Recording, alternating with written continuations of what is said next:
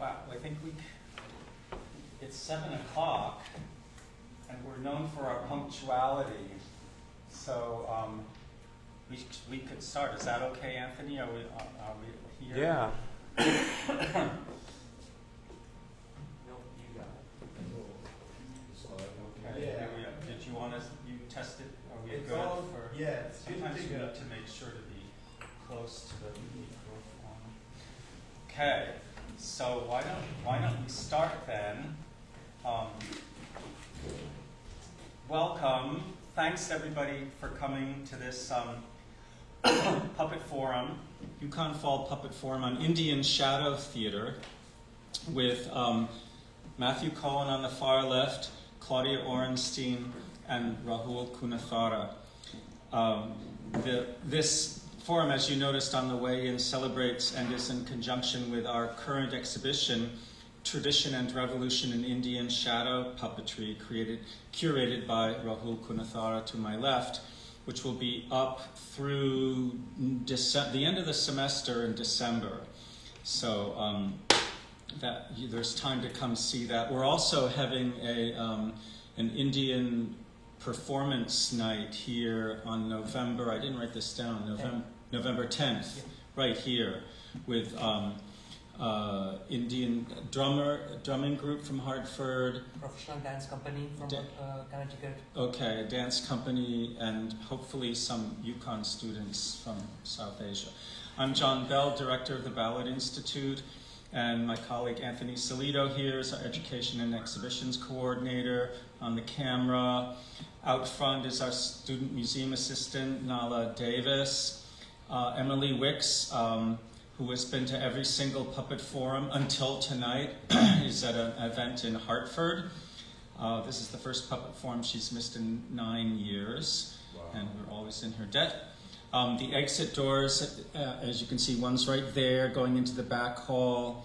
There, you could come in the way, leave the way you came. It's another exit door. The Barnes & Noble bookstore is not in service now and is alarmed. So if you went into the bookstore, the alarm would go off. So please don't do that. So I think exit out the front. And the restrooms are right out that door. But don't go too far down the hall beyond the barrier, because then the alarm goes off again. So, but otherwise, please make yourselves at home. We wanted to let you know about other Ballard Institute events coming up, in addition to the Indian Performance Night that Rahul mentioned. This Saturday at 7:30, we invite you to join us for a free screening of Dead Vision Productions' Uncle Sleezo's Toxic and Terrifying TV Hour, getting close to Halloween, right here in this room.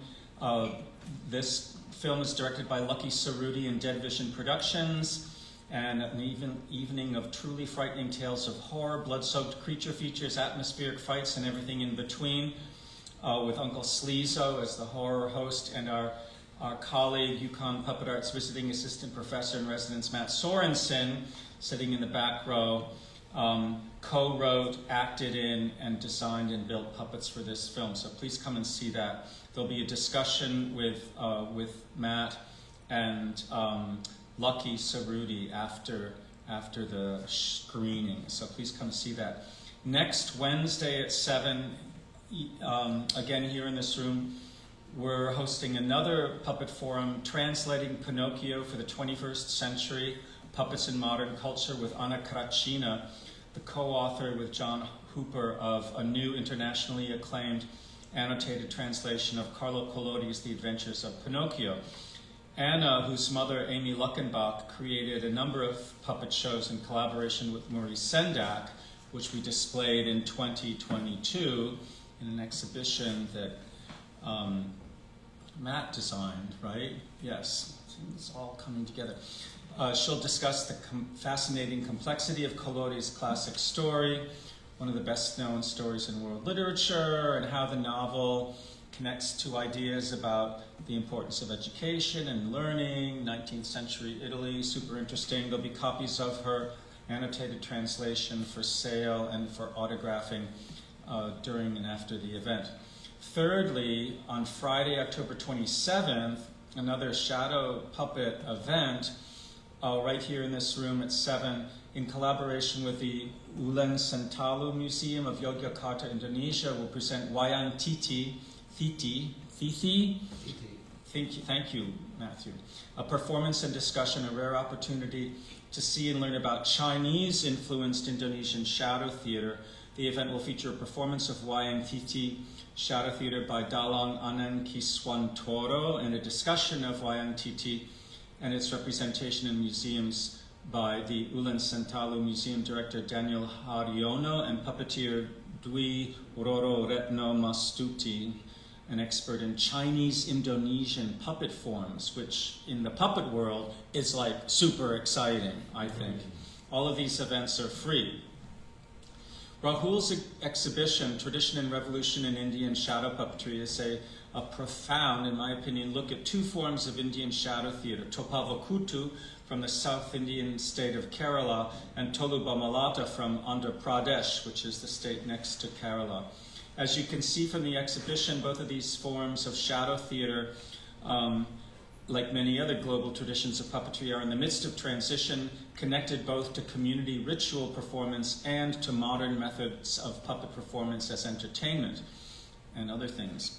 This evening, we look forward to understanding more about how this might be happening in Indian contexts. Our august assemblage of speakers, Rahul Kunathara is the younger son of legendary shadow puppet master Padmashri Ramachandra Pulavar and puppeteer Rajalakshmi Ramachandra Pulavar. He was born into a family of puppeteers, which has preserved Topavakutu shadow traditions for 12 generations. He's currently a graduate student in the Department of Comparative Literature and Cultural Studies here at UConn under the guidance of Professor Matthew Cohen, and practices traditional shadow puppetry together with contemporary puppet practices, as well as scholarly research in the puppet arts. He has a degree in physics, a master's degree in folklore studies, and a degree in acting from the National School of Drama in Bangalore. Performed major roles in traditional and contemporary shadow productions at the Topavakutu and Puppet Center in Kerala, which his family started, and at national and international festivals around the world. To Rahul's left, Claudia Orenstein, a theater professor at Hunter College and the Graduate Center at CUNY, has spent nearly 2 decades writing on contemporary and traditional puppetry in the US and Asia. Recent publications include her co-edited volumes, Women and Puppetry, Critical and Historical Investigations, and the Rutledge Companion to Puppetry and Material Performance, which I helped co-edit. She worked as a dramaturg on Tamli and Koruma Ningyo Master Nishikawa Koryu V's Shanks Mare, great show. Is a board member of Unima USA and associate editor of Asian Theater Journal. And she's the editor of the new publication Puppetry International Research, which is super interesting because it's going to be a new scholarly journal about puppetry. She's edited the 2-volume, she's working on Thinking Through the Puppet, Essays on Puppet Dramaturgy, or has that already been published? It's already been published, and it's got a different title. Oh, okay. What's the title? Reading the Puppet Stage, Reflections on the Dramaturgy of Performing Objects. Wow, even better. And the first volume of the anthology, 2-volume anthology she's co-edited with Tim Cusack, Puppet and Spirit, Ritual, Religion, and Performing Objects. That's the same. That's title stayed the same, right? Yeah, good. The first volume is out and the second volume is coming. Matthew Isaac Cohen is a professor in UConn's Department of Dramatic Arts, our colleague, and a scholar practitioner specializing in global traditions of puppet theater, Indonesian performing arts, intercultural and transnational performance, and cultural heritage. Matthew is the author of a number of award-winning books, including Inventing the Performing Arts, Modernity and Tradition in Colonial Indonesia, and trained in traditional shadow puppet theater in Central and West Java. Matthew is a dalang, I would say. He has performed both traditional and contemporary shadow plays in collaboration with gamelan groups in Southeast Asia, Europe, and North America. Matthew, Rahul, and numerous UConn students collaborated on Ramayana, A Tale of Trees and Wood, a shadow puppet production drawing on the traditions of Topavakutu and Javanese Wayang Kulit, along with live music, some of which Seoul provided, right? No, yes, yeah, and classical Indian dance. So we wanted to start this forum, thanks for your patience, with a presentation first by Rahul, then Claudia, who's visited Kerala and Rahul's family many times, and finally Matthew, after which we will have a discussion with our panelists, with our audiences here and in the world of online. So thank you. And Rahul, here, let's do this. Okay. So, good evening, everyone. First of all, I would like to express my sincere thanks to Ballard Institute Museum of Puppetry for having the Indian Tradition and Revolution in Indian Shadow Puppetry exhibition. So that gave the all opportunity to curate Indian shadow puppets, specifically Kerala and Andhra Pradesh.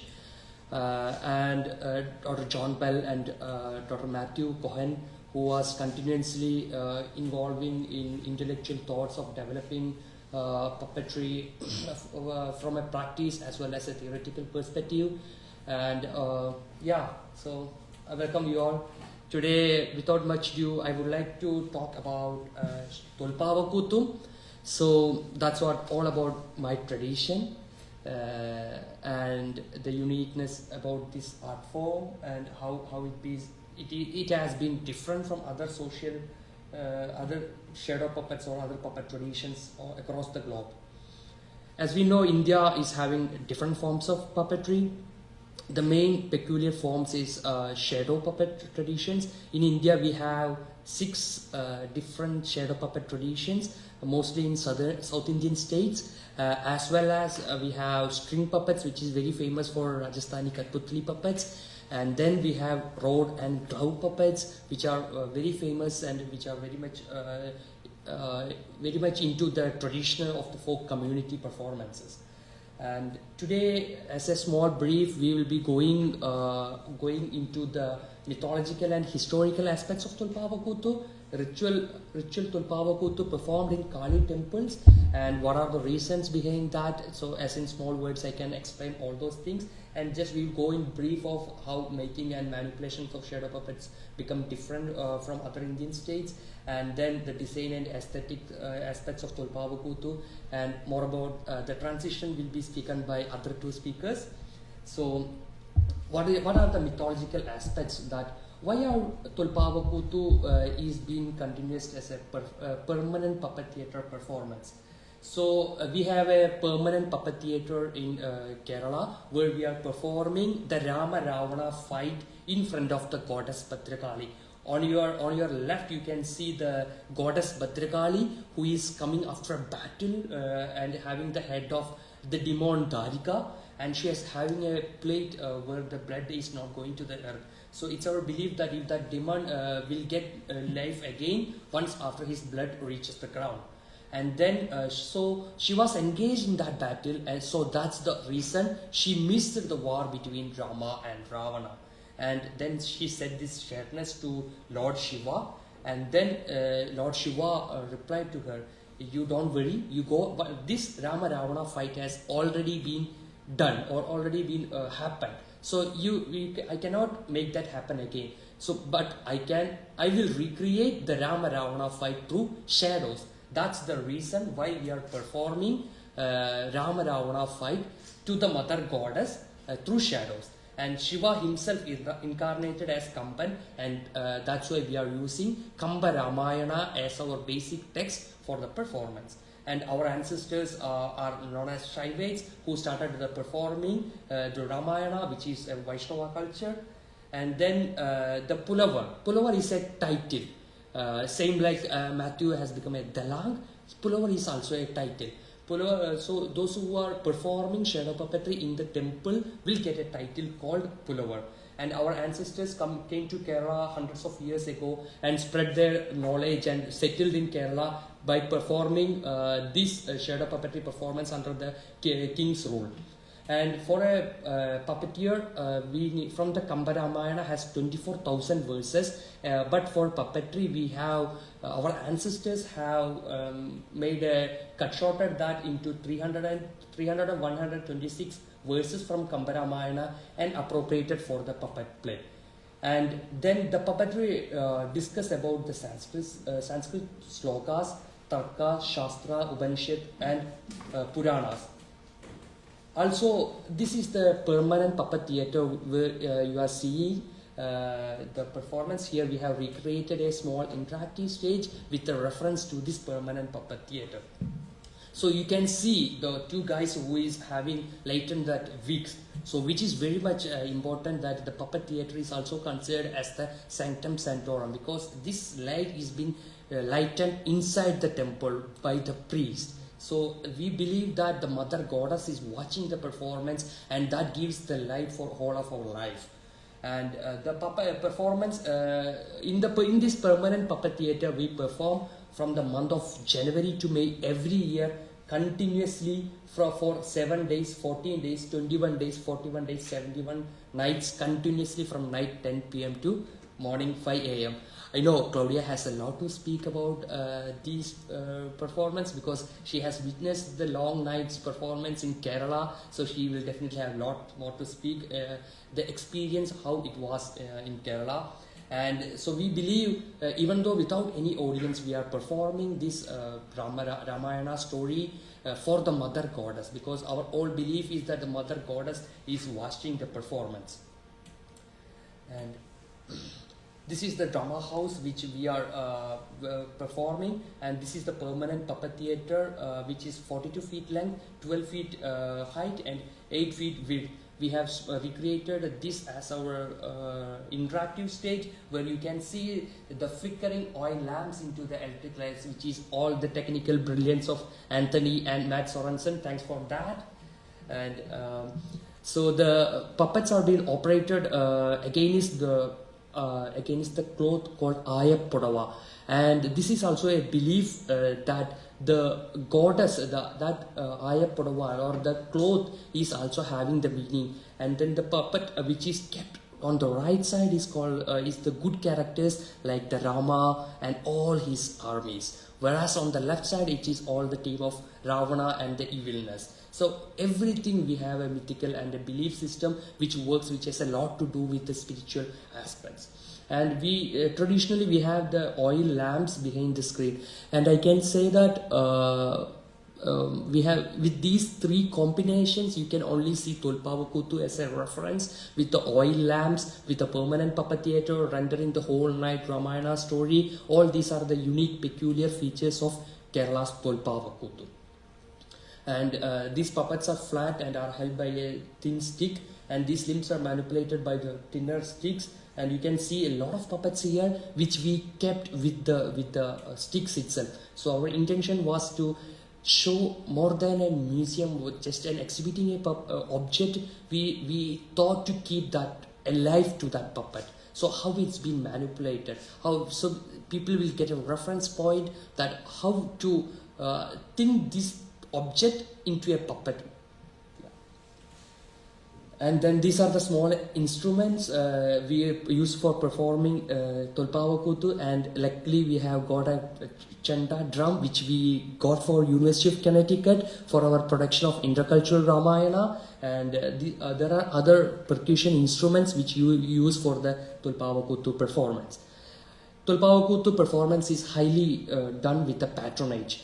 And because in the olden times we puppeteers go for 6 months from the to the temples, the food, the stay and everything is sponsored by these local patronage and local artists and the local sponsors.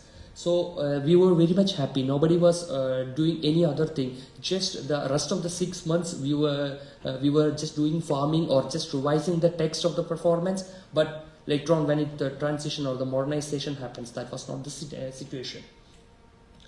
And as a performance, we have Tolpavakutu puppeteers modulate their voices and bring their emotions according to the sequence, which we have discussed in a paper for voice training in Tolpavakutu, where Matthew can bring a lot of insights from there. And all these are the advancements which, as in the tradition, it happens with reference to a performance with Natya Shastra, or how does the Vachika Abhinaya happens in the performance. And here also we try to keep the same puppet here in this exhibition, and we try to portray the small inner meanings and patterns of the puppets. So this was to make the audience think while watching the exhibition, what are the inner patterns mean, and each and every pattern has their own meanings and their own semiotic meaning analysis. And for example, how do you identify a character? So, for example, the dress which Rama is wearing, that's called Nilmani Kotte. For example, if you see that kind of pattern in any of the puppet, you can easily identify that is the character of a king in the story of Ramayana. So each and every puppet likewise has its own meanings, and we have projected that in that exhibition also. So it was very much interesting that how people can go through these patterns and analyze each characters, and how does that relate. And most of these patterns has a huge representations to the ecological and the environment and the nature. So much talking about all this was my tradition till 1960. My long generations, around 10 generations, they were doing this performance inside the temples, and for rendering the Ramayana story for these many days as part of their tradition. But soon after that, my grandfather Krishnankuti Pullavar, who took a huge revolution to bring this art form from temple premise to outside in the year 1965. From thereafter, he started bringing this art form of 210-hour performance of Ramayana into a 1-hour performance, where he incorporated the special sequences of Ramayana, and then he started the puppet making, and that's all about the Sangam of Kavalapara, which is the troupe, or which is the Sangha which we are known for. And till all other, there was 4 different groups similarly like this, but nobody, young generations, or apart from my father's generation itself, nobody is taken interest in performing, or you cannot see any traces of the puppets or their ancestral practice, because everybody quit that profession.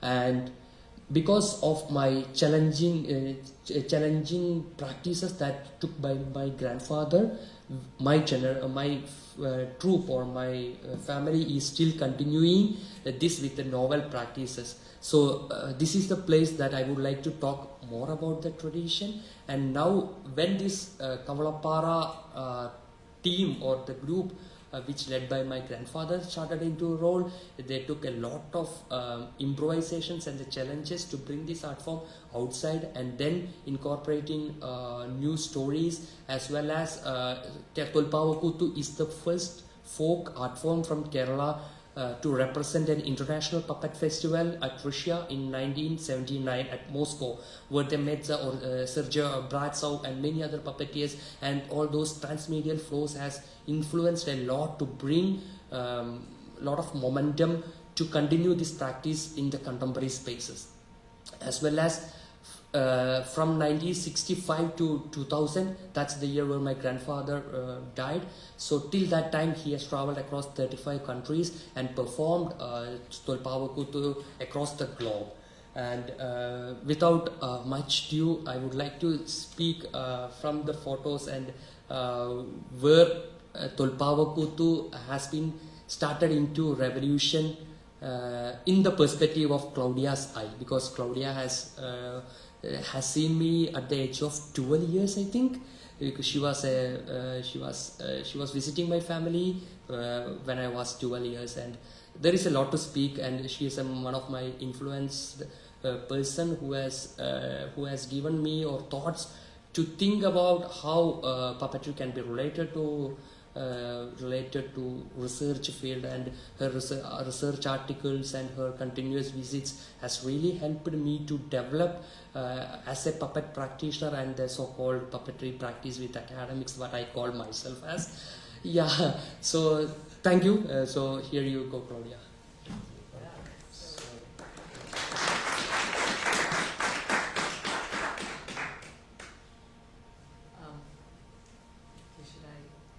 Yeah, I'm sorry, should we change places? Maybe. Would that work? Excuse me. Oh, Anthony, I wondered if you could pass around the sign-up sheet. Is that okay? Yeah, That's sure. very happy. Would that be okay? I know if our colleague Emily were here, she'd want to make sure we passed around the sign-up sheet and asked you to sign it if you may. Thank you. Hi, everybody. Well, thank you so much. It's very moving for me to hear you say that. So actually, it was very interesting for me to start putting this presentation together.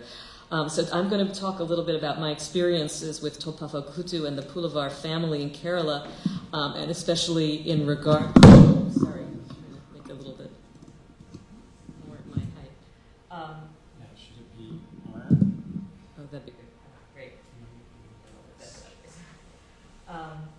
And in regard to strategies, in regard to sustaining long-established traditional practices, the Pulavars employed numerous strategies to keep their tradition, which goes back centuries, active, relevant, and even thriving in contemporary times. And the particularities of their art and their choices are both unique, but also echo approaches I've seen adopted by other practitioners of other traditional forms in India and elsewhere. So connecting with this family and their work over the last 15 years has allowed me to witness some of these transitions and shifts as they've taken place. And in putting together this presentation, I have come to realize that my particular interest in their art may have even inspired certain pursuits. And it's been interesting because we've been kind of comparing notes from my point of view, having gone there, for many years, and from Rahul's point of view of growing up in the family. So I first met Rahul and his family in 2008 when I was running the initial edition of the Hunter College Performing Arts of India Education Abroad program to Kerala, which I created with a colleague. And these are some of my students on the outside. Although I had been teaching about Indian traditional performance for many years in my Asian theater and theater history classes, I had never before been to India. The program we designed focused on intensive training in Kathakali, which is a dance drama form, and we did training 5 hours a day. However, I had been pursuing research in puppetry and had a little money left over from a grant I'd received to go to the puppet festival in Charleville, Mézières, and I suggested we could put this extra money into the program and maybe commission a puppet performance. Were there any puppet troupes in the area?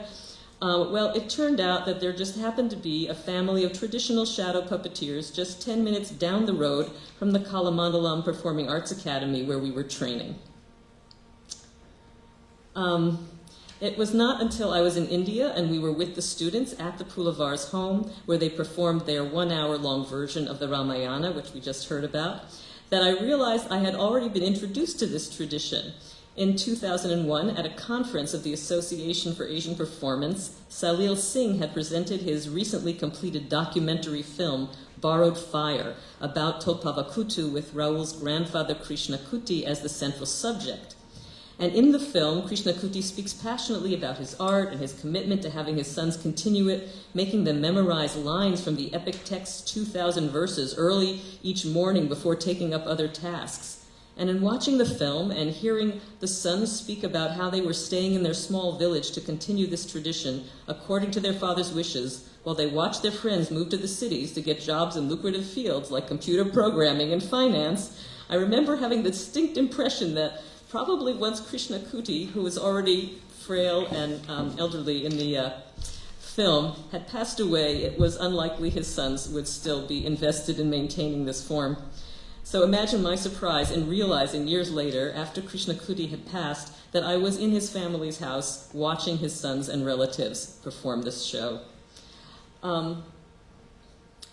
While Singh's film tells us that Tolpavakutu is still performed for its principal audience, the goddess Bhadrakali, but human spectators rarely showed up at temple events, which is true, either that night's indoor performance at the Pulavar home or the presence of a big group of American students was a big draw because it seemed like all of Shornur village had squeezed themselves into the makeshift upstairs performance space with us, spilling out the door and onto the staircase as we all watched the show together. As I investigate traditional puppetry forms both in India and Japan, I can't help but think about the mixed blessing, even burden it might be to be an inheritor of such arts, beautiful, fulfilling, and important though they may be. Coming from a family that's long been charged with safeguarding traditions which may have ritual, social, and even national or world cultural significance, one's personal goals and livelihood are forever thoroughly enmeshed with, even overshadowed by obligations of inheritance.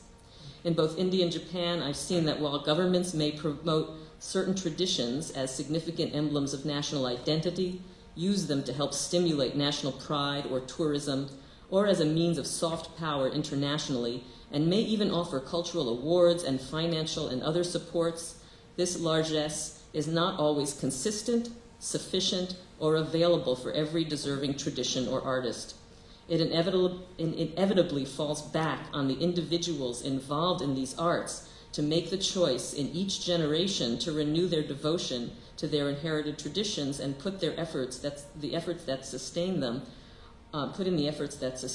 or alternatively leave them to languish or disappear. The decision is based as much on the possibilities the art offers for making a living as for any love of one's inheritance. I certainly know many puppeteers in India from traditional families who encourage their children to go into fields other than puppetry and find successful careers in today's economy, or who've taken other paths. For example, in 2013, I visited the Tolu Bomalata puppeteers in Anandapur, Andhra Pradesh, now Telangana, whose puppet tradition is also included in the exhibit. The oldest generation had been celebrated performing artists, singers, musicians, puppeteers.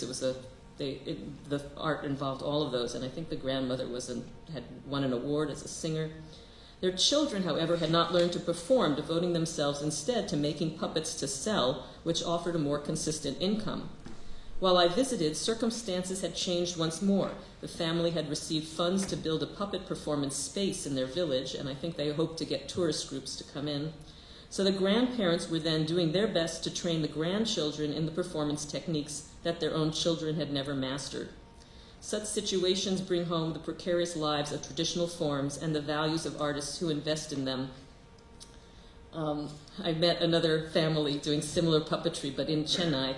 And this family, the grandmother, father, and daughters worked together to make the puppets for sale and even performed together when occasion arose. But when we commissioned a show for our students from them, and they informed us that we could have a long show, which I can't remember if it was either 1 hour or 2 hours, there's a shorter one that was either 1 hour and a half hour, or a half hour. I thought we should, of course, have the longer show, and the daughters turned to me and said, "Oh, you don't want the longer show, it's very boring." So the grandmother continued to give shows at museums, and the father worked full-time in a tech job. The daughters were primarily preparing themselves for other fields, one in fashion design, and I can't remember the other. Haven't kept up with them, but I don't know that they seem particularly wedded to puppetry for obvious reasons. In an interview I did in 2013 with Raoul's father, Ramachandra, he shared that when he was young, the long nights spent at the puppet houses, which were cold and a far drive from home, and the work at the time offering little financial recompense or other recognition, led him to get a driver's license with the thought of becoming a taxi driver instead of a puppeteer.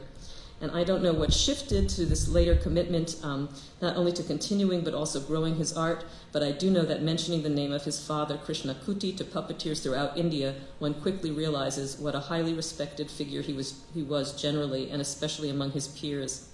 His father's reputation, strong passion for the art, and wish for his family to sustain it must have been something to contend with. And I am sure Ramachandra had similar apprehensions about the choices his own children might make, and saw the need to take the family tradition, which is not only a cultural treasure but also cultural capital that the family owns by virtue of their history, and turn it into something that could offer his children an attractive future. So what are some of the choices the families made in their care of this tradition, and have they confronted contemporary circumstances? I should say they've been able to make new choices for their art. So because the performances at the temple that you've heard about are so circumscribed in the time that they're performed, the way they're performed, the location on the temple grounds, and the spectator, the main spectator, which is the goddess, that they've been able to kind of keep those consistent while making changes in other areas outside of the traditional performance space and time. And I think that's interesting because many puppet traditions don't have that, and they are therefore always trying to reach, if they want to change and reach new audiences, there's this real worry about how much the form transforms. But of course, forms are living arts, and they do transform. When I first met the Pulevars, they had already worked out the 1 hour version of the show that you heard about, and were already using their skills in puppet making to make puppets for sale and other items for sale, like keychains and lampshades. And at the beginning, we first went to the Pulevars' home just to watch the puppet show. But as our program developed, I personally became more interested in connecting with puppeteers in India, and puppetry in India became a research field for me. And we also wanted to offer the students a more diverse program that wasn't just centered on Kathakali training. The Pulevars, for their part, wanted to know why we were only doing Kathakali and what they could do with us, what more they could do with us, and frankly, how they could get more of, frankly, we brought in a lot of money to Kerala. We had bring in 20 students to a small rural area. How could, they work more with us? And so we came up with this idea of doing a puppet workshop, first for 1 day, and then for the next time it was 2 days. The first time just learning to carve and manipulate the puppets, and the next time the students made their puppets and also put together a shadow performance. And you can see here that these New York students chose 9/11 as their theme. Raul confirmed for me the other day that we were the first workshop that they did, the family did. This is the first group to do a workshop with them. 2 years after this workshop, we arrived in Kerala to find the family wrapping up a workshop collaboration with design students from Bangalore. Later, they started offering workshops to children and to teachers at schools, and now they regularly give workshops to a wide range of groups at every age, gender, as they did this summer when Raul's father was here. Giving workshops can seem like obvious thing to you as puppeteers, but I think there's an important kind of transition of thinking of yourself first as someone who makes puppets for your own work because they are the tools of your trade as a ritual artist, to then thinking of yourself as a craftsperson who makes puppets to sell as souvenirs to tourists, and then to seeing yourself as a teacher who doesn't just give or sell objects, but teaches others to carve them, sharing treasured, hard-earned family skills and techniques with people outside the family and allowing them to use these in very new ways. It's also a shift from being primarily a ritual performer embedded exclusively in your traditional practices of your community to connecting yourself with the transnational community of puppeteers, drawing from their model of work and exchanging skills. When we did our workshops, and I'll try and go quickly because I think I won't take up too much time, but along with Raul's father and older brother, his mother and sister also helped us, showing us how to pound the shaped metal bits into the leather to make ornamental patterns in the figures. Although F. Saltman, in his article Shadow Play in Kerala, notes that women were never involved in the form, not even allowed to touch the puppets, let alone perform them, Ramachandra had already enlisted the women in his family into making puppets for sale. It's good math, more hands, more puppets, more income. While I struggled to get a few nice uneven marks into the tough leather, I was amazed to watch Raul's sister Rajita, who was helping me, swiftly pound out lines of beautiful designs with enormous accuracy and efficiency. And a scholar friend of mine, Anita Singh, had been working on a volume called Gender, Space, Resistance, Women in Indian Theatre, and insisted that I contribute an essay to her book in spite of my avowing that I really didn't know anything about this topic. So I asked, well, maybe could I do something on women in Indian puppetry? And she said, okay. So I began to research this topic. So on one of the trips, I asked Ramachandra if I could interview his daughter, Rajita, and include her in the book. And the first time I spoke with her on this topic, she didn't really have very much to say. Maybe she was young and a bit intimidated by this. She'd learned to carve, and she had visited the puppet house with her father when she was little. But as she grew up, it was no longer appropriate, and actually it's not safe for women to be visiting, to going to those places at night at those big festivals. Since women were still not allowed to be part of the form, she didn't think she'd be able to perform. It wasn't clear to me this was a deep desire that she had. The second time I was back in Kerala and interviewed her again, she had been awarded a grant to create a puppet show on women's issues. This was after the 2012 Nirbhaya incident, this famous incident of a young couple, and the woman was gang raped and died, and it set off protests and throughout India and a kind of confrontation and reckoning with women's status in India, and especially issues of rape and violence against women. But Rajita's production, to my knowledge, never remained unrealized, and she continued to work at the bank and prepare for marriage. Then she had a baby, and it seemed to me from afar that her destiny was taking a different course. But today, she is a mother and a wife, and also has begun to add up her own small troupe of women performers, and they create and perform their own shows. This from Rajita's Facebook on women's issues, although they still don't perform at the temples. And in many traditional forms I've seen, sometimes women will start performing in getting opportunities that they haven't had before, and usually it's because there aren't enough men in the area or men interested anymore in performing. And I don't think this is the case right now with Tolpava Kutu, but what the women's troupe is I think what Ramachandra and the family are doing, finding a lot of different paths to make puppetry interesting, to find new ways of creating and using their skills and getting performances and opportunities for performances, for workshops. And this is maybe also a little bit of a novelty that brings attention to the art form.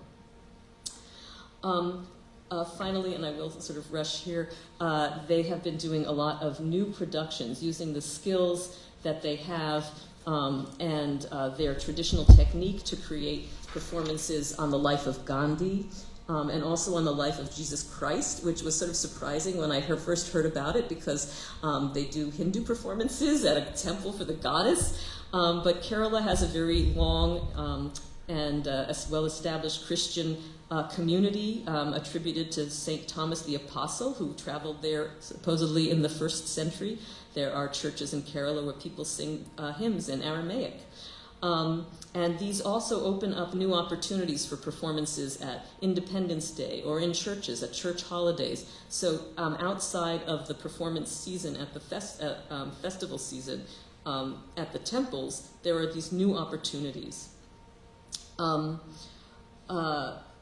Also, I've seen them perform with a theater company that was doing a show on the Ramayana where the puppets were used to do the battle scenes in the traditional form, and Rajiv, Rahul's brother, has created his own new performances, one on Demon King Mahabali, and recently he led the troupe on India's Got Talent, doing both a traditional traditional performance and a new performance for television audiences around India. So there's lots of new opportunities. I just want to pull together last few ideas. Sorry, taking a lot of time, but I think there are some conceptual shifts that have gone on. One, from thinking of yourself as someone within a patronage system where there's a patron who takes care of you, who has very established times and ways of supporting the tradition in an ongoing way, versus to thinking like an entrepreneur who has to create your own opportunities. And I think that's what the family's doing. The other is from guarding the tradition close to you, like it's something very close that you don't share, to something that you share widely, which ironically I think actually helps it to thrive and grow, because you'd think that guarding it would be the way. And moving from when I first started going to India, what was a very competitive environment where puppeteers didn't really connect with each other, and they were vying for the few opportunities, and there was a lot of distrust among them. to building a community around puppetry, and I've seen that Raul's family has also created puppet festivals where they bring in a lot of different kind of local traditional forms to perform together. And every time we've gone to their house, there have been other performing artists that have been invited to perform as well as the Pulevars, including this Noku Vidya puppeteer. It's another topic. This was a Team performance, other hand puppets, etc. And then just last closing is that, thinking about what the scholar's role is, I had some inadvertent influences on the tradition that I didn't know about. But I also think one of the important roles a scholar can have is to maybe change the discourse and the way we talk about puppet performances. There's a lot of newspaper articles in India about traditional forms that are always about dying arts. And I think, finding a new way to talk about them would be really invigorating. And I'm really glad that now Raul is going to take up that challenge and be the person to do that, which is in itself another transition from being performers who scholars write about to being a scholar yourself. Thank you, Claudia. Great. Thanks, Claudia. Is this microphone working? It's a hard act to follow, the two of you. And I'd like to thank Rahul for inviting me to participate in this panel tonight, as well as John and the Ballard for hosting it. I'll talk for a little bit about a production which Rahul and I co-directed. It was actually here on this very stage 6 months ago. And then to show a behind-the-screen clip from that production, and then to talk a little bit about that clip and about what we learned from working together. This was a unique opportunity for both of us, really, to bring two very august and ancient shadow puppet traditions from Asia together in dialogue in a performance of the Ramayana, which is a shared repertoire item for Topavakutu, as well as for Wayang Kulit, the shadow puppet theater of Java, Indonesia, where I've been studying since 1988.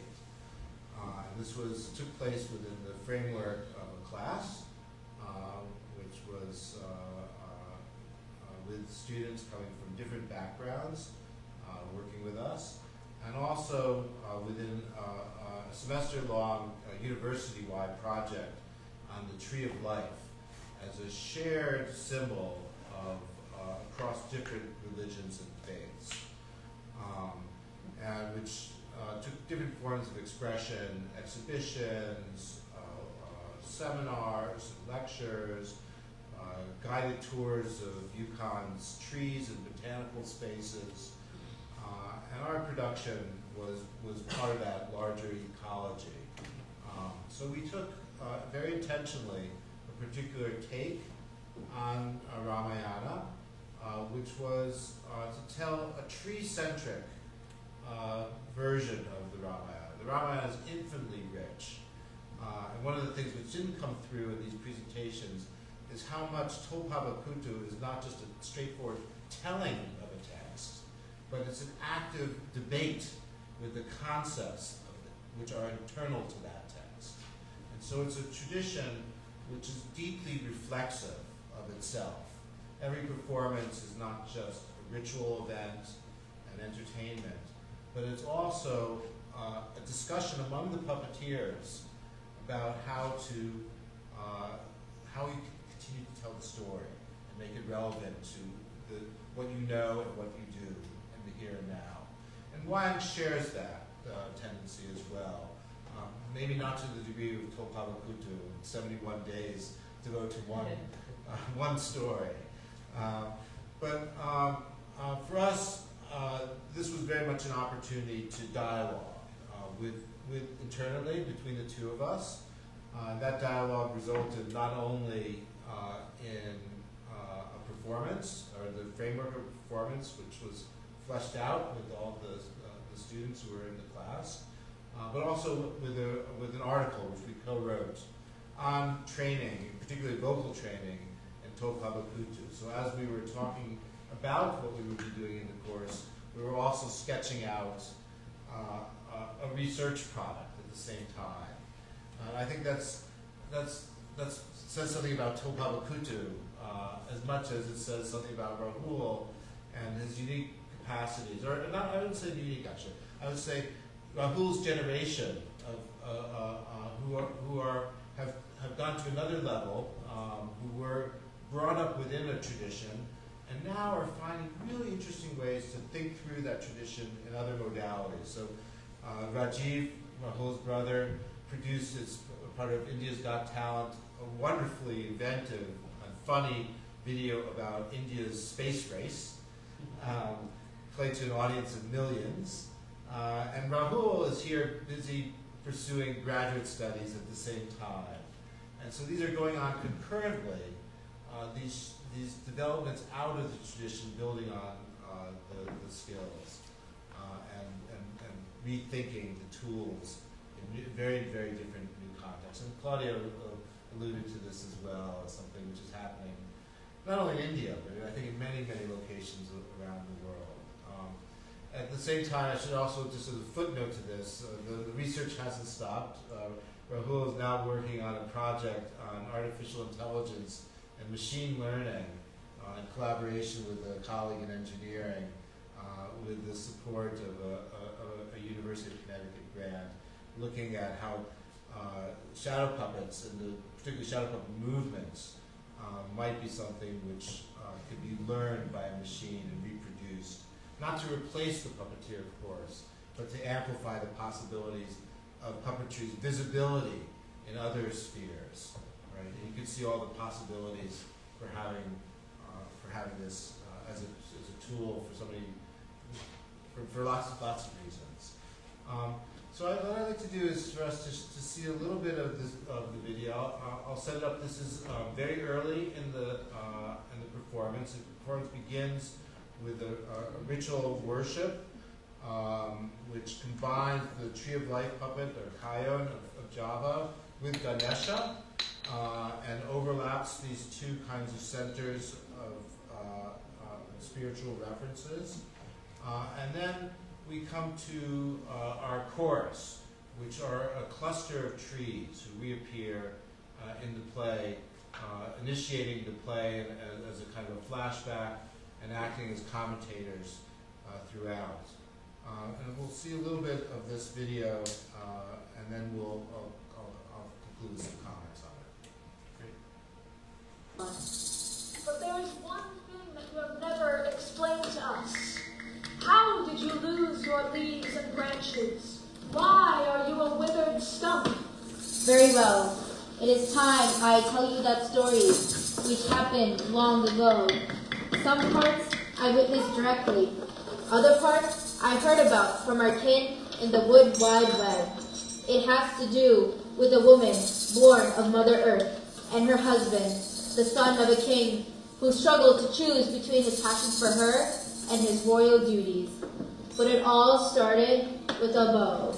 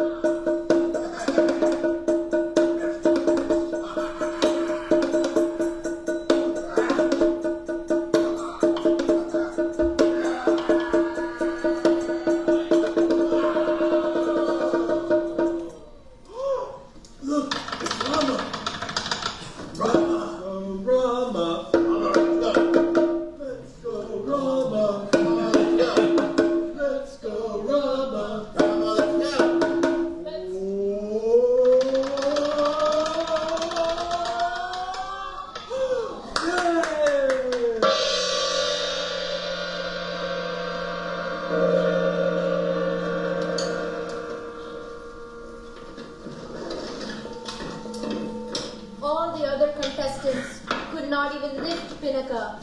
But you, mighty Rama, have not only strung it, but broken it.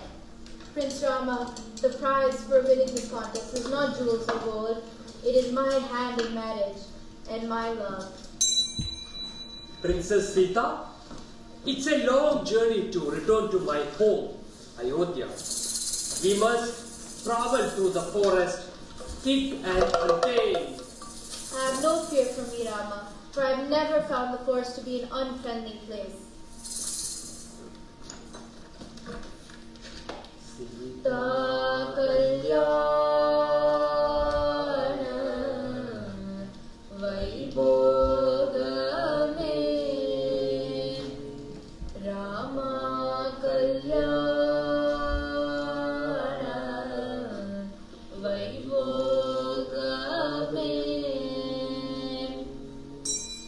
Sita Kalyana.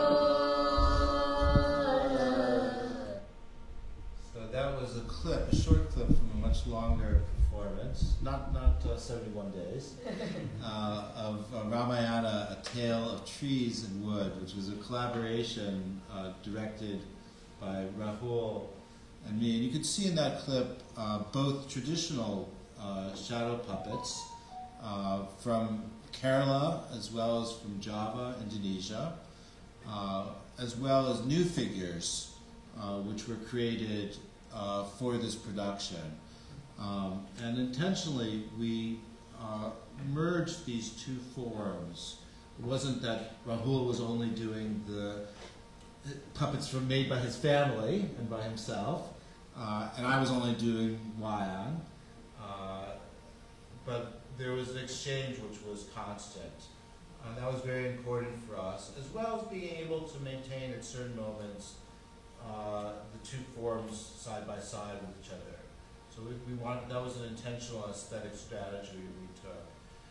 And what we found in researching this story, and I don't know if it came across in this short clip, in part informed by feminist retellings of Ramayana from India today, that Rama is not an entirely heroic character, and particularly with regards to his treatment of the natural world. So that iconic moment where he breaks the bow, thing which in our imagination was something made out of wood. And we saw it again and again, that Rama was destructive of the environment, whether that was in the building of the bridge to Lanka, or in his journey through the forest, and the building of a home within the forest by cutting down trees, or accidentally telling his brother to cut down a tree which manages to kill somebody. And we began to question the standard perspective on the Ramayana, which is so political in India today, and to begin to rethink the relationship, therefore, between Rama and Sita. We in our telling, as we were going through and researching other tellings, seemed to be much closer to nature, emerging out of the earth as she does. And one etymology of Sita is that she comes from the soil, yeah, and returning at the end of the epic to the earth, which is a story which is not told normally, we learn in the tradition. So we began to question this dominant narrative of Rama as the great incarnation of Vishnu who was sent to earth to save mankind.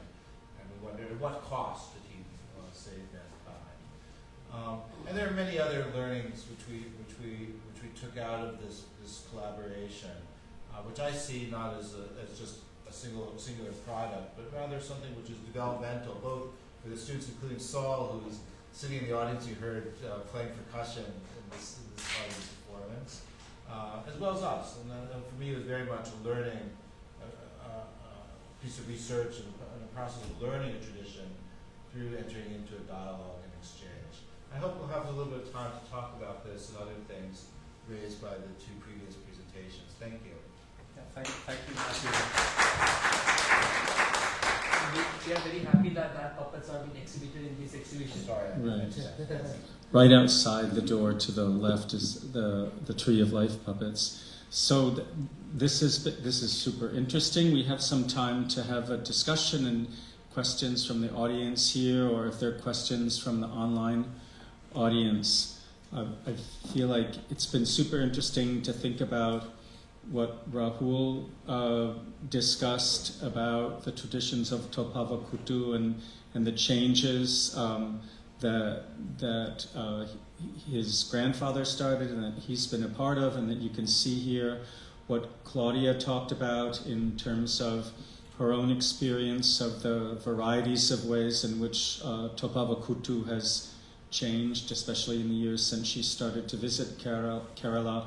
And then this very interesting example of the Tree of Life Wayang show that Matthew and Rahul and Sol and others worked on. So I was impressed by the choices that traditional, I want to say, Topava Kutu puppeteers face, the way Claudia put it, making a living versus trying to pursue this important cultural tradition, which may or may not seem to present a viable means of making a living.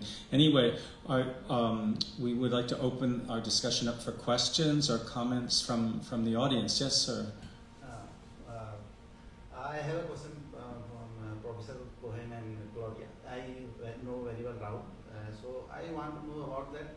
How you see that? How, because I know about you. Say you have done some poetry in Indonesia, so if I'm correct, and you went to Kerala to visit that.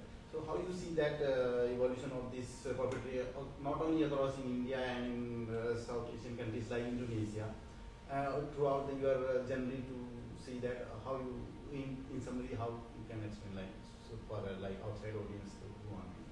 I think trying to repeat the question for the online audience. Matthew and Claudia, as having visited India and Indonesia, how do you see those traditions? Yeah, and evolution of that tradition across their generally of that, seeing that how it evolved from that, and how it is impacting their like research wise or like traditional wise. Okay, I'm not sure I got that. I apologize, but do you want to respond, Claudia? I'm not sure if I understand this question. Are you interested in the? Yeah, like what you see and what your like experience over that, like I don't over The experience of it there, or of how it's influenced? Yeah. Thank you. Well, my experience of the tradition in India, I think it's, so what I talked about a little bit here was what we saw performances at the puppet, at Pulavar's house. But going out to the temples is quite exciting. First of all, there's usually like a huge crowd and a big event happening for like, a temple festival. But then when that event is over, so I went once and there was like a rock concert going on, and it was just packed. And then the rock concert was over, and then people left. And, we went over to the puppet house, and the puppeteers were sleeping, and they're like, well, we'll start later, And it was, it's actually getting quite late. I was told that this doesn't happen anymore, but it was like, started to be 4 a.m. We had to leave. It hadn't, puppet show hadn't started yet. But it's very exciting. I think we've been at ones where there's a ritual. You saw a little bit of it, where the fire is brought from the temple by everybody in the village. We all got to participate, and it's brought over to light up all the coconut lamps. And I think being outside, being part of the community, just the vibrancy of being near fire and the smells and everything, which, you don't get so much of an experience. And certainly in the U.S., very few, you guys did a lot of performances, but only at a few of them you could use real fire, so having real fire, having the smell of the coconut lamps, having the people there. And I think also when you talk about the conversation that goes on, there's also a whole kind of oral quality to the performances that we can't see here, but there's a style of speaking, a style of chanting and repartee. So there's a whole world of experience that I think is really impactful. Does that maybe answer? Matthew, did you want to respond as well? Yeah, I don't know how much I have to add to that, but I would say that Indonesia is the puppet capital of the world in terms of numbers of puppeteers on the ground. It's not a marginal art form, it's something which is central to society. Even in these days and times, it remains a very important form of theater. And that it's something which has been present in this context in the United States and in many countries around the world for a long time. It's impacted many other forms of expression. So from my perspective, I'm not an explorer, but I find myself within developed paths. The first puppetry schools I just learned, of course I'm on research leave this semester, I just learned that the first puppetry schools in Indonesia, which were formed in the 1920s, had students from not only Indonesia but also from Dutch students as well, who are studying puppetry. So it's been a form which has been open and accessible to people from around the world, and that's shaped its development as an art. So I think that's important. We oftentimes we think about tradition within bubbles as bounded things, but that doesn't speak to the reality of the situation, which is complex and changing always, and part of our global ecumen. It's part of the world which we inhabit. It's not something outside of it. And that's why Rahul and I were able to have a dialogue. There are things which are very new to me, which I learned from Rahul, who became my teacher at certain moments. But there was enough commonality there for us to share and to be able to communicate. Thank you, and thank you for your question. Other questions? Yes.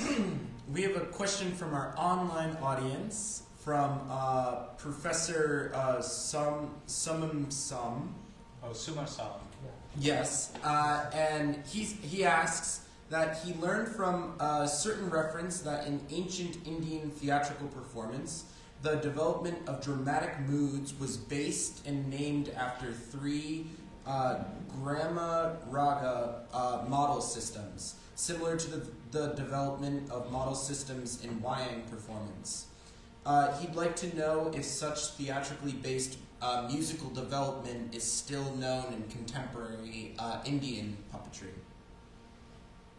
Right. I don't think I can repeat that question, but maybe the answer will illuminate it. Yeah. So thanks for the question. So as we are mentioning, so I mentioned in a brief about the Vajika Abhinaya, Aharya Abhinaya, Swatika Abhinayas, and here he has specifically asked about how Natyashastras, Bharatamuni's Natyashastras talks about raga. And in the performance, we were talking about this a lot in our voice training paper.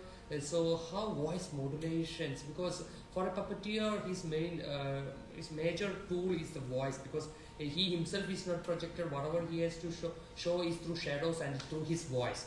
So voice modulations was a major thing here. And coming to the points here, traditionally Tulpavakuttu performances was having such kind of references and musical system notations, but in the contemporary, here the question is how theatrical musical development is in contemporary Indian puppetry.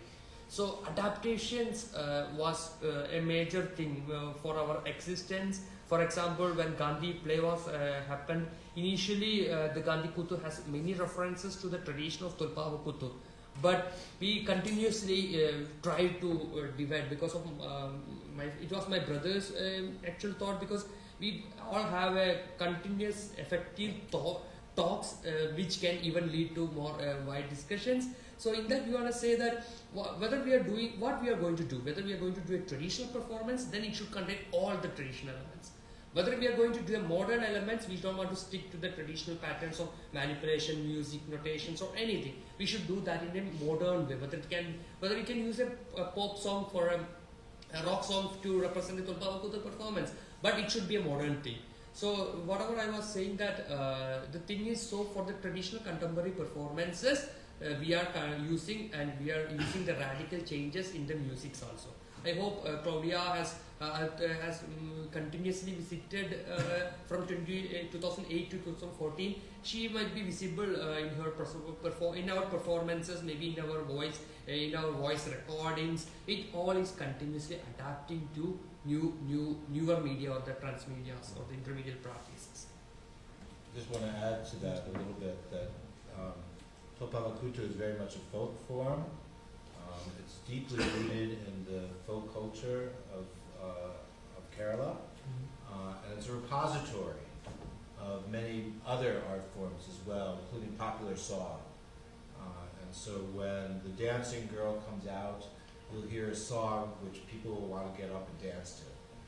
It's not outside of social reality, it's indexing it. So I think that's very important to recognize, that the model of Brahma Raga modal system is very much the Margi high culture, yeah. And this is very much of the rural. I think this differentiation which Srinivas makes is operative here, right? This is not the Sanskritic Brahmanic culture. This is a popular culture of the temples and of the people. And thanks for bringing that best example. That's the best example that you can see in the Tolpava Kutu performance. How does that data has been adopted? So that's good thing. I appreciate the way that you're talking about how, as Matthew said a moment ago, these traditions are kind of always connected with contemporary ideas about art and music and puppetry. Yes, sir. First of all, I'd like to congratulate you for bringing the Indian art form alive to here.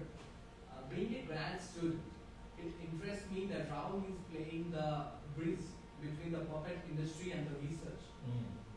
So my question is, when you mention about that this art form is dying, so when do you guys come together, amalgate together to see further, but at the same time keeping the traditional art form alive? So thanks for bringing that question. So that's the word or the key point which made me to continue as a practitioner puppeteer, because wherever we go and perform, from my childhood itself, some people used to come, maybe some people when we go for performance, when they hear the Tolpava Kutu performance in Kerala specifically, they say, oh no, this is just a folk art form. We can just, even though folk performance is having on a stage, they will just delay that till that's the last performance because they don't want to see that. Or even though all the temple performance, you can see, as Claudia already mentioned, that the performance happens only at the late nights. So all those were the reasons which made this art form to refer as a dying art form or already a died art form. So I was mentioning, Claudia, today that there was two remarkable researches. One happened by Stuart Blackburn and as well as Salil Singh. All these having a decade of breaks. And after that, from 2000 or from 1990s onwards, where you can see after globalization, every culture has been faced with the same situation. Not only Tolpava Kutu, most of the folk form has been referenced as a dying art form or a died art form. So that's the generation, that's the time period where I or my generation took place. When whoever the audience comes or whatever the critics, everybody mentions that Tolpava Kutu is a dying art form. And then we started saying that no, we are doing our efforts and it's not been visible. So because on the background we were working a lot, we were doing our own initiatives. My father was having a job and he quit that job and he want to focus on the puppetry, and that's the time where we are in a utter poverty or what that situation is. We don't know how to bring up this art form. All those were the moments and that's the moment key point. But what we are doing and that we are trying to overcome. Well, at that time we called ourselves as a struggling art form. It's not died. We are trying to represent that thing in a newer formats. But luckily in 2023 we can say that no nobody can now mention that Tulpavakuthi is a dying art form, and I believe that term has been changed right now. I say yes, from 1990s to 2010, most of the articles about most of the folk forms in India, it is mentioned as a dying or died art form. But now that usage of that term has been declined or has been reduced in a way, I cannot generalize it, is reduced because these efforts has been directly visible on the field practice. Thank you. Other questions, comments from the audience? Yes, Sol. Rahul, I was wondering personally if you have any goals over the next handful of years with your puppetry performances, and if you also, so personal goals for yourself in the future, but then also with your family and company in the future. What are some of your short-term and long-term goals? The question is to Rahul, what goals might he have for himself and his family in the next few years? Yeah. So the shorter term that I'm having right now, because as a Kerala family member and as a student from there, my family, even though has having a huge legacy of puppeteering or a puppet background, has traveled multiple countries. Sorry to say about that to the public, because my family also don't want to continue me as a puppeteer, because they pushed me to do something else, just to go be an engineer or something else. Don't want to stay in this puppetry because this will not this lucrative income will not help us to sustain the family. So my family was also the typical Indian or Kerala family that I can call. So at that time, so that's the only thing that I have been taken my graduate studies in physics. And after that, I was mentioning about G. Venu, who was also instrumental in bringing Tulpavakuthi for the past 3 generations. So from 90s, 60s onwards, when my grandfather started into role, he was the person, because my grandfather didn't know English, and G. Venu is the Kathakali performer who knows a lot of about art, and he was very much instrumental in bringing everything. And the moment which I realized that I should stay focused on this art form was on the journey on 2017 to Hungary, to the Budapest, where she's also was there for watching our performance in Hungary. That was really nice moment. So I would like to say why. So when I gone back to my art form, what happened is, my father has continuously developed the art form, and he is doing whatever things, and we are doing many adaptations. My brother is doing many experimentations with the practice. In the practice field, he is also into this field and he's doing many things. But whatever has been happened in the past for 2 to 3 decades, at least I can say, there was no proper writings or no academic things happening. So I should, because they are already doing a lot of things which should be mentioned somewhere. So that's the primary goal which I have set for myself right now, is to just to theoretically understand what the practitioners are doing in the South India, in the puppetry context. So which should develop as an academic or a research goal. So then later onwards I should continue my practice with puppetry, and which is the best about the UConn which I am having, because the last semester we had a great production, which you are also be part of that, of the Ramayana production, which was also a social dialogue between a South Indian puppetry form and then other Asian Indonesian form. I don't know, maybe it's the first time an Indian shadow puppet tradition is immersing with other Asian culture. Maybe it's the first time, because we have not researched that part, but it can be said it like that. So all these are the new experiments in life, and that's I want to continue that also as parallel. Sorry for the long. Thank you. Other questions? Yes. So Rahul, do you see any incorporation of technology into the art form, and do you see a point where it might be out of the tradition and people might not accept it? The question is, does Rahul see incorporation of technology into the art form, and if there's a point where that I think that incorporation would cause people to reject the art form? Yeah.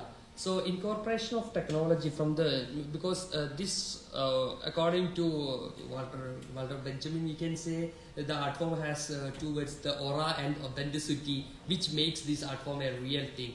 Because when my grandfather was started performing in outside, many people were doing critics that, this is not the Tokawa Kuthu performance that we want. This is not our ritual, this is not our tradition. But this was a continuous challenging question for us, because and many people has critiqued that you guys are liquidating the tradition, you guys are spoiling the tradition. For that, what we are answering is, we are not even stopped any temple traditional performance which is happening in the temple for the ritual from the January to May. That's our tradition. So we want to keep that tradition as it is in the alive, and that has not done anything to do with our modern things. The rest of the 6 months, June to December, that's the place where we do experiments, and that's the time where we do modernize our performance, and that's where we incorporate all our technological ideas. Our technological advancements happens there, and technically speaking, there is some challenges or critiques happening for that technological also, but we would like to classify or distinguish between the both, and consider the modern things as a puppetry form, as a normal adaptations, what you can see in a Disney World or like that. So we are making such divisions. Can I complicate that a little bit? Yeah. So I understand the division of time there, but there does seem to be a way that the tradition is enriched by these experiments as well. So the many new puppets which you've created for animals, for example, right? Those have come back into the temple performances as well. Yeah. And they've made them more interesting, I think, as a result. So this time out for experimenting, which you might think is completely outside of tradition, also has a way of coming back and helping the tradition to be sustained in these Claudia's words. Yeah. Is that your feeling as well? So yeah, that is true, because we cannot distinguish, or we cannot demarcate whether it's interlinked, or this puppet can be used for tradition, this puppet can be used for modern. No. So it's all you continuously usaging, and it's a parallel or biparallel way. That's what I can say. I'm also wondering, because there are other traditions like the Japanese Kuruma Ningyo tradition, where this cart puppetry tradition, and Nishikawa Koryu, who's works in that form, feels that by creating new performances, it actually also is a way of bringing people back to the traditional performance. And I don't know if you've been seeing that in that people encounter it now in these new ways, and that through that, then are they coming to temple performances at all? Is that something you see? Yeah, that's a good point. That so when we are trying to improvise the traditional performances, so for that, now that's our greatest challenge that we are doing for the past 3-4 years at least. So we started to change the time schedule, because we realized that we are having no audience because of the time we are having, because the performance starts at late night 11 a.m. and ends at 5 a.m. Nobody has the time to watch that performances presently. So what we have done is we changed the time and incorporated many whatever we are doing for the modern things. We started doing small experiments within the limits, because whatever it's called tradition, it has a set of codes and rituals what has to do. So within that limits, we try to do that improvisation, and it is true that we are getting that audience back. Great. Yes, sir, you had a question. I want to ask, how can artificial intelligence help in this art form? Could you repeat? What's the How can artificial intelligence help this art form? Oh, great. Thank you. So thanks for bringing that question. So here I have wonderful collaborators with me. That is Rakesh Joshi as well as Gokul Krishnan, who are other grad students from University of Connecticut. So right now we are trying to do a small experiment with the Yukon grant to do machine learning and shadow puppetry. How does machine learning can help to shadow puppetry performance? So apart from the hard coding, we are training the machine to do different sequences, how a performer can adapt to such situations we are giving lessons, or we are teaching the machine. I think it will be probably coming soon, so we are also behind the artificial intelligence. So let's see how it's going to work. Yeah. So in the Indian puppetry tradition, I have an understanding that it's usually used to convey traditional stories in the Indian culture. Have you found that now you are taking that form and using it to portray newer stories or more modern stories through shadow puppetry, as we've seen in other cultures such as in Prague or in the United States? The question is whether Rahul has seen traditional Indian puppet theater telling new stories as other traditional forms have done so.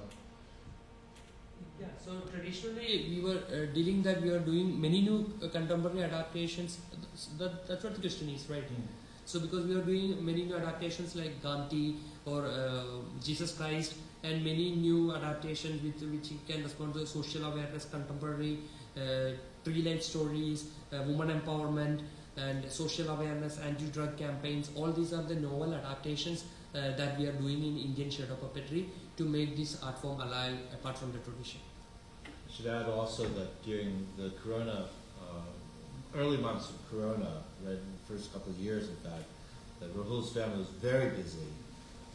Many other people weren't doing anything, but this became a period of intense work for you, producing videos, dealing with different aspects of the pandemic, and they're really interesting. And I think that was, and everyone was surprised to see this kind of technical know-how coming out of a small town in Kerala. Yeah. But it was all internal. You were doing everything yourself, right? Yeah, because apart from that, I was very much interested in photography and the videography, and I do a lot of video editing also for my shadow puppetry things. So my father asked, give me some money to buy a camera, for a DSLR camera, so that he can take good photos of the puppets and everything. So that was the moment for me to do some videography elements and all. So the pandemic happened and we were in the home. So my brother was making a lot of Corona puppets and all those puppets. So we both clubbed and we both related. And so whatever he will do, I will shoot and I will edit it. So he will do the performance part. So each day we are having different stories. All those things were happening. All those were experiments. But after the pandemic, what we got is a huge database of different items that we have done.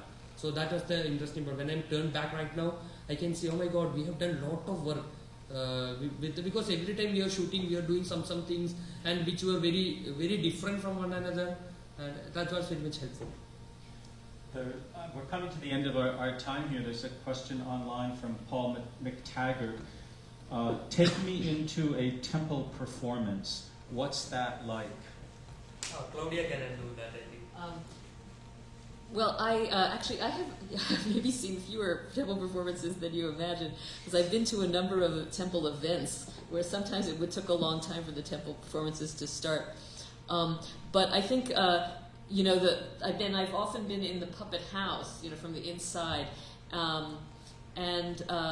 you're outside at this temple, and there's the coconut lamps that are lit. There's the shadows on the screen. There's the repartee between the performers, and usually it's true that there's very few people who are watching, and you're outside, and it's at night. What else I can say? You want to add from what it's like from your point of view of being there? So a temple performance, for me, it is having a lot of things from East patronage to give the cloth for the shadow puppetry performance. So it's all been their families, what you say, family a must thing that they have to do. If they didn't do that thing, they believe that it's very bad for their family. That God will, God is not very happy, or something relations. And each day, whoever is sponsoring the performance, they will give the all treatments, or all the day-to-day activities. Everything will be taken care of by the family. And for puppetry and all those things. The nice food will be there, and all those things are the things that are happened by the patrons. And for the temple performance, the other interesting element is we are not even stopping a single second, because we ourselves are getting worried or afraid that the goddess might punish us. Maybe if our performance is not good, the goddess will punish us, because in the exhibition itself you can see a photo of an oracle. So oracle is a real representation of the god who come and gives the comments from the yesterday's performance. So if that performance is not good, we will get comments from the oracle. So so that's the interesting part which makes us to perform better each day. Yeah. And also, as part of the performance, at the end, people who give in money, everybody's name is read out, so you can hear your name and you're getting blessings for having helped to support the performance. Yeah. Great. Thank you. Thank you to Rahul and Matthew and Claudia. Thanks to everyone for coming. Thanks, Anthony, for making it happen. And we hope you'll come next Wednesday for our Pinocchio Forum, and check out our schedule online to come to other events. And thanks to you all. Thank you very much.